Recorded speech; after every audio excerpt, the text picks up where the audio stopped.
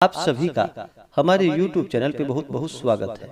आइए सुनते हैं विनायक गणेश चतुर्थी व्रत की कथा। तो बोलिए प्रेम से भगवान गणेश की जय। पौराणिक कथा के अनुसार एक बार भगवान शिव तथा माता पार्वती नर्मदा नदी के किनारे बैठे थे। वहाँ पर माता पार्वती ने भगवान शिव से समय व्यतीत करने के लिए चौपड़ खेल खेलने को कहा। भगवान शिव चौपड़ खेलने के लिए तैयार हो गए, परंतु इस खेल में हार जीत का फैसला कौन करेगा, यह प्रश्न उनके समक्ष उठा। तो भगवान शिव ने कुछ तिनके एकत्रित कर उसका एक पुतला बनाकर उसकी प्राण प्रतिष्ठा कर दी और पुतले से कहा कि बेटा, हम चौपड़ खेलना चाहते हैं, परंतु हमारी हार जीत का फैसला करने वाला कोई नहीं है, इसलिए तुम बताना कि हम दोनों में से कौन हारा और कौन जीता। इसके बाद भगवान शिव और माता पार्वती का चौपड़ खेल आरंभ हो गया। यह खेल करीब 3 बार खेला गया और संयोग से तीनों बार माता पार्वती ही जीत गईं। खेल समाप्त होने के बाद बालक से हार जीत का फैसला करने के लिए कहा गया, तो उस बालक ने भगवान शिव महादेव को ही विजय बताया।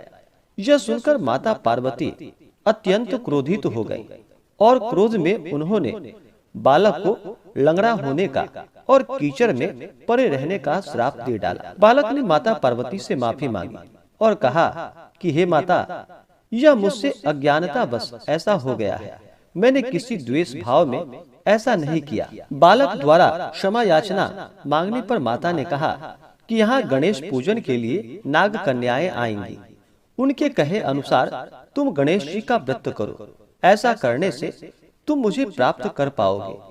यह कहकर माता पार्वती शिव के साथ कैलाश पर्वत पर चली गईं। 1 वर्ष के बाद उस स्थान पर जो कि नाग कन्याएं आई, तब नाग कन्याओं से श्री गणेश जी के व्रत की विधि मालूम करके उस बालक ने 21 दिनों तक लगातार गणेश जी का व्रत किया।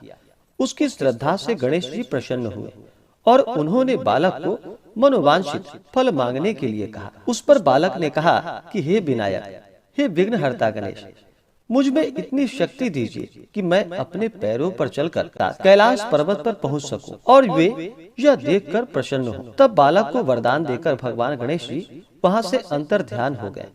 इसके बाद वह बालक कैलाश पर्वत पर पहुंच गया और कैलाश पर्वत पर पहुंचने की कथा उसने भगवान शिव जी को सुनाई। चौपड़ खेल वाले दिन से ही माता पार्वती जी भगवान शिव जी से विमुख हो गई थी। अतः देवी के रुष्ट होने पर भगवान शिव ने भी बालक के बताए अनुसार 21 दिनों तक श्री गणेश जी का व्रत किया और इस व्रत के प्रभाव से माता पार्वती के मन से भगवान शिव के लिए जो नाराजगी थी वह समाप्त हो गई। तब यह व्रत विधि भगवान शंकर ने माता पार्वती को बतलाई। यह सुनकर माता पार्वती के मन में भी अपने पुत्र कार्तिकेय से मिलने की इच्छा जागृत हुई। तब माता पार्वती ने भी 21 दिनों तक श्री गणेश जी का व्रत किया तथा दुर्वा, पुष्प और लड्डुओं से गणेश जी की पूजा और अर्चना की। व्रत के 21वें दिन स्वयं कार्तिकेय माता पार्वती से मिलने आ पहुँचे।